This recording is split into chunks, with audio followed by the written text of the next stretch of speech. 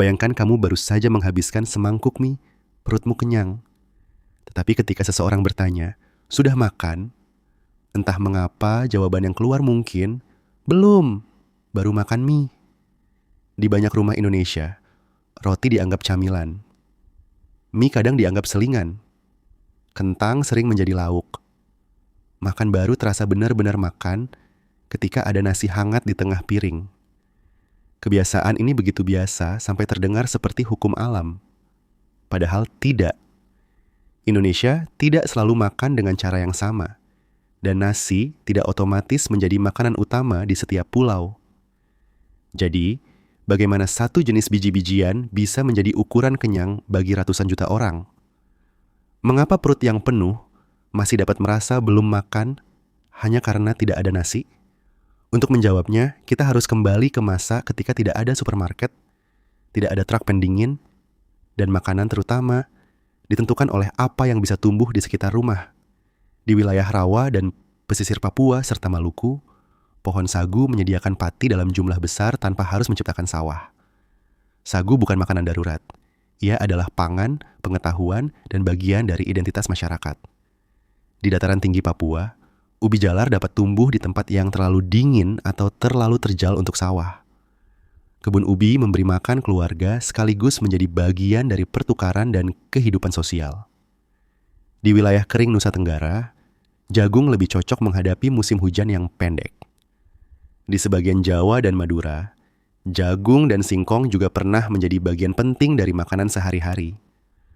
Sementara itu, lembah-lembah subur di Jawa, Bali, Sumatera, Sulawesi, dan pulau lain menyediakan tempat yang baik bagi padi.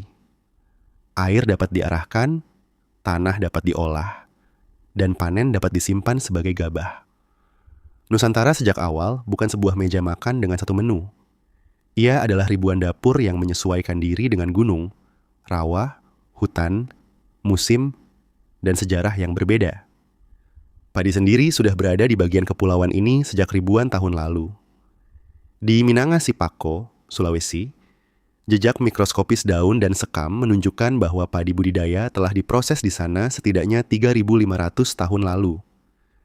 Temuan itu adalah bukti pertanian padi tertua yang telah dikonfirmasi secara langsung di Kepulauan Indonesia. Namun, ia bukan bukti bahwa semua orang langsung meninggalkan makanan lain. Menanam padi, terutama di sawah berair, membutuhkan lebih dari sekadar benih. Orang harus mengatur aliran air, memperbaiki pematang, memilih waktu tanam, mengendalikan hama, dan bekerja bersama. Ketika sistem itu berhasil, hasilnya sangat berguna. Gabah dapat dikeringkan, disimpan, ditakar, dipindahkan, dibagikan, bahkan dipungut sebagai pajak. Beras mudah berubah dari makanan menjadi kekayaan yang bisa dihitung. Di Jawa kuno, prasasti telah mencatat sawah, irigasi, dan kewajiban atas hasil pertanian. Di Bali, pengaturan air kemudian berkembang menjadi jaringan subak yang menghubungkan petani, landscape, dan kehidupan keagamaan. Padi juga memperoleh makna yang tidak dimiliki oleh sekadar tumpukan karbohidrat. Panen yang berhasil berarti persediaan, perayaan, dan keamanan. Lumbung yang penuh memberi keluarga waktu untuk menghadapi musim berikutnya. Tetapi dominasi nasi tidak terjadi dengan kecepatan yang sama di seluruh kepulauan. Banyak masyarakat tetap mengandalkan sagu, umbi, atau jagung karena makanan itulah yang paling sesuai dengan lingkungan mereka. Bahkan di Jawa, nasi putih tidak selalu tersedia bebas bagi semua orang. Pada masa sulit, keluarga mencampurnya dengan jagung atau mengandalkan singkong dan tiwul. Nasi putih juga dapat menjadi penanda kemakmuran. Inilah perubahan penting pertama. Ketika sebuah makanan dianggap lebih berharga, orang tidak hanya memakannya untuk kenyang. Mereka memakannya untuk merasakan kemajuan, kehormatan, dan kehidupan yang lebih baik. Pada masa kolonial, beras bergerak melalui pasar, pelabuhan, perkebunan, barak, dan kota yang terus tumbuh. Pemerintah memperhatikan beras karena kekurangan atau kenaikan harganya bisa menimbulkan keresahan. Namun pemerintahan kolonial tidak menciptakan satu pola makan nasional yang rapi.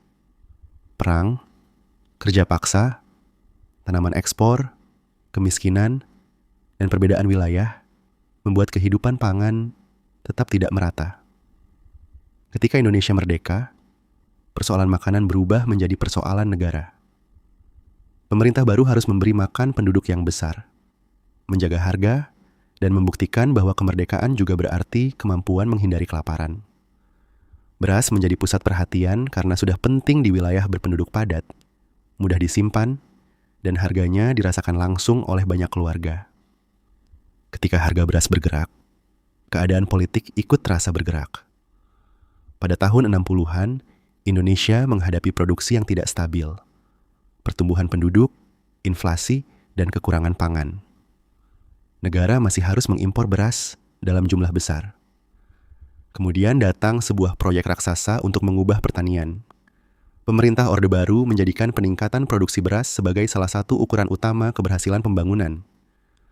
Program BIMAS membawa benih berdaya, hasil tinggi, pupuk, pestisida, kredit, dan penyuluhan ke desa-desa. Jaringan irigasi diperbaiki atau diperluas agar lebih banyak sawah dapat ditanami secara teratur. Salah satu simbol masa itu adalah IR8, varietas padi pendek yang mampu menghasilkan panen tinggi bila memperoleh cukup air dan pupuk. Menariknya, salah satu leluhurnya adalah varietas tinggi bernama Peta dari Indonesia. Benih baru bukanlah sihir. Hasil tinggi bergantung pada pupuk, air, pengendalian hama, tenaga petani, dan jaringan distribusi yang bekerja bersama. Keberhasilannya juga membawa biaya lingkungan dan mengurangi sebagian keragaman varietas lokal. Di belakang petani, Bulog membeli, menyimpan, mengimpor, dan melepas beras untuk membantu menahan gejolak harga. Gudang, jalan, pelabuhan, dan kebijakan membuat beras dapat bergerak sebagai komoditas nasional. Hasilnya besar. Produksi beras meningkat pesat, dan pada pertengahan tahun 80-an Indonesia merayakan pencapaian swasembada beras.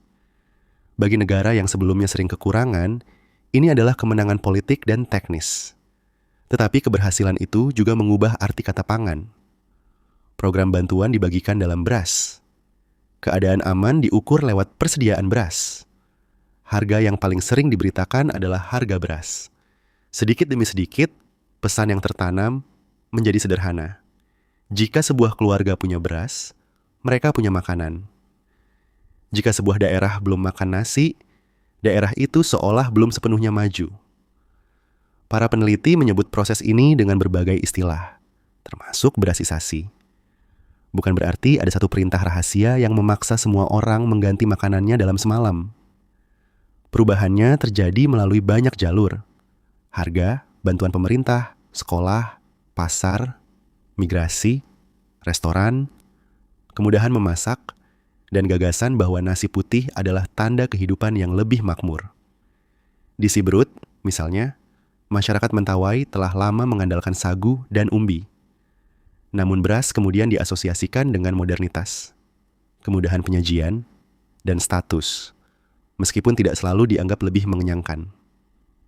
Di Papua dan Maluku, sagu tetap hidup sebagai makanan dan identitas. Di Nusa Tenggara, jagung masih hadir dalam hidangan lokal. Di berbagai daerah, singkong dan ubi tidak pernah benar-benar menghilang. Masalahnya bukan nasi melawan makanan lain. Nasi telah memberi makan banyak orang dan menjadi sumber penghidupan jutaan keluarga petani. Masalah muncul ketika keragaman pangan dianggap sebagai tanda keterbelakangan. Karena lingkungan Indonesia tidak seragam, menggantungkan rasa aman pada satu bahan pangan juga memiliki risiko. Kekeringan, banjir, hama, perubahan iklim, atau gangguan perdagangan tidak menyerang setiap tanaman dengan cara yang sama. Sagu tumbuh baik di lahan yang tidak cocok untuk sawah. Jagung dan beberapa umbi dapat menghadapi kondisi yang berbeda dari padi. Keragaman bukan nostalgia. Ia dapat menjadi bentuk ketahanan. Lalu ada perubahan yang lebih dekat dengan kehidupan kita. Kota. Ketika orang pindah dari desa ke kota, Mereka membutuhkan makanan yang tersedia setiap hari, mudah dibeli, dan rasanya dapat dipadukan dengan banyak lauk. Nasi memenuhi kebutuhan itu dengan sangat baik. Warteg, rumah makan Padang, nasi campur, nasi goreng, catering kantor, sampai bekal sekolah memakai struktur yang sama. Nasi di pusat, lauk mengelilinginya. Struktur ini begitu kuat sampai makanan lain masuk ke dalamnya. Mie dapat menjadi lauk untuk nasi. Kentang masuk ke semur di samping nasi.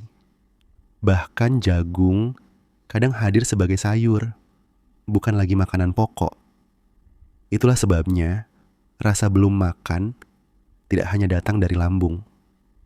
Ia datang dari kebiasaan, ingatan keluarga, aroma dapur, jadwal harian, dan gambaran tentang seperti apa sebuah hidangan lengkap seharusnya terlihat.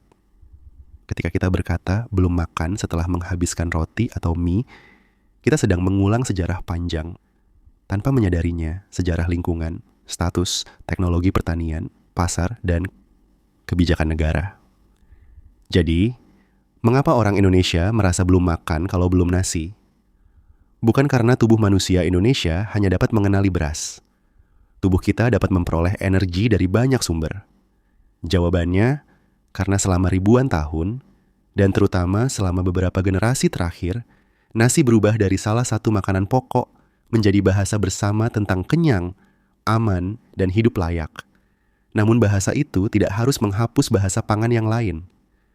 Papeda, jagung bos, tiwul, ubi, dan ratusan hidangan lokal bukan versi gagal dari nasi. Mereka adalah jawaban cerdas terhadap tempat yang berbeda. Mungkin lain kali setelah menghabiskan semangkuk, seseorang bertanya, "Sudah makan?" Kita masih akan menjawab, "Belum." Tetapi setidaknya sekarang kita tahu, yang berbicara bukan hanya perut. Yang berbicara adalah sejarah Indonesia, tepat dari tengah piring kita.